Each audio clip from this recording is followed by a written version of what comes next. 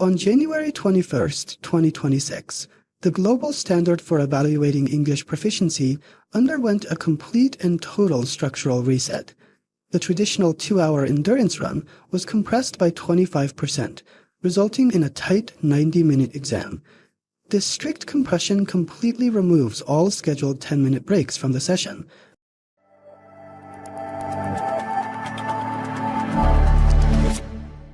Before 2026, the TOEFL operated on a strict linear model.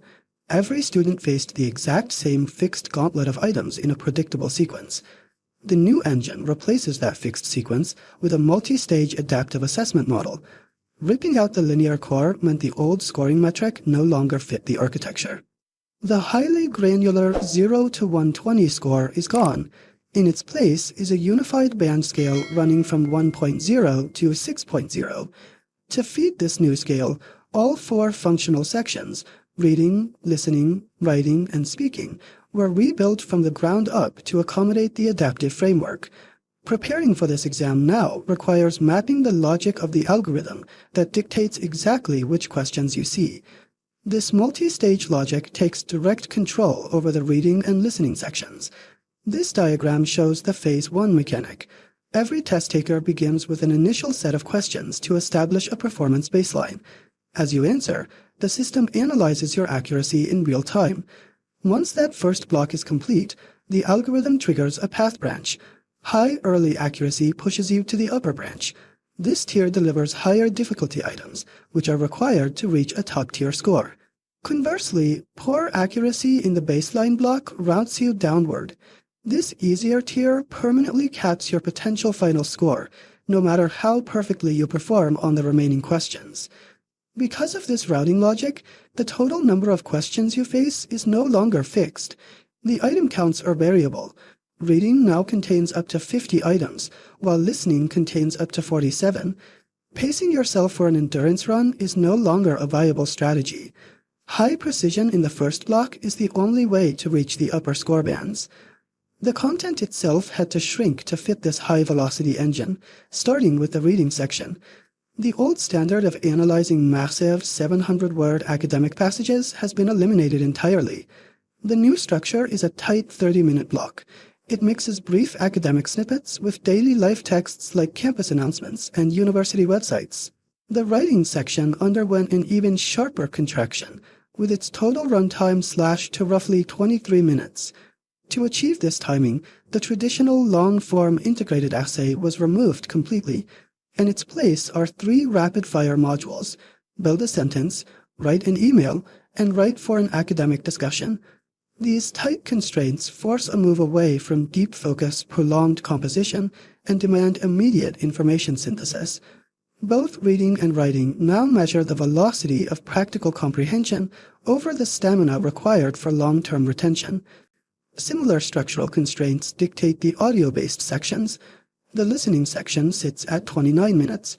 It retains formal academic lectures, but heavily integrates fast-paced peer-to-peer campus exchanges and logistical announcements.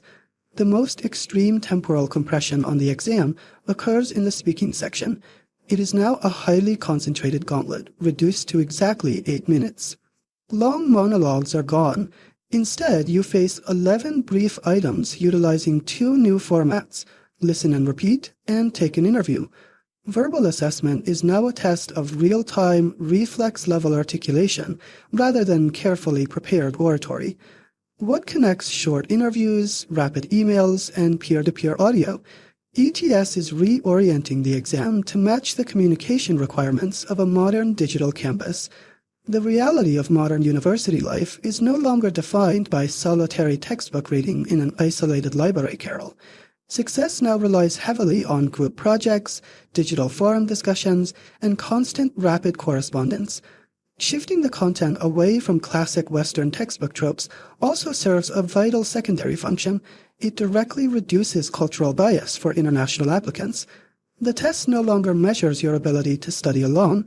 It measures your capacity to communicate in a high-speed, collaborative digital campus environment.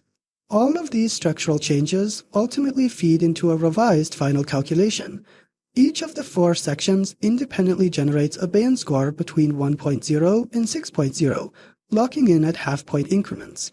The overall score is a pure average of these 4 sectional dials. The system calculates the mean and snaps the result to the nearest half band. This streamlined process allows ETS to deliver results to candidates in under 72 hours, a sharp decrease from the old 4 to 8 day window. To protect university admissions offices, ETS implemented a dual reporting safety net spanning from 2026 to 2028. During this 2-year transition, official transcripts display the new CEFR aligned band scale alongside a mathematically converted legacy 0 to 120 score. This parallel data stream maintains stability for the global admissions infrastructure while smoothly enforcing the new European framework alignment. For applicants caught in the middle of this transition, the immediate concern is the validity of past test performance. The policy is clear.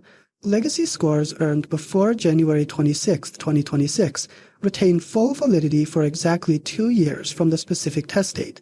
Advisory sources recommend a defensive strategy. Applicants holding strong pre-2026 scores should not retest unless a specific university program explicitly demands the new band format. For those taking the new exam, all prep materials engineered for the pre-2026 test are architecturally obsolete. Older mock tests lack the multi-stage adaptive routing and the highly compressed task structures that you will actually encounter on test day. Mastering the post-2026 TOEFL requires abandoning the endurance pacing of the past. It demands calculated execution, algorithmic precision, and high-velocity communication.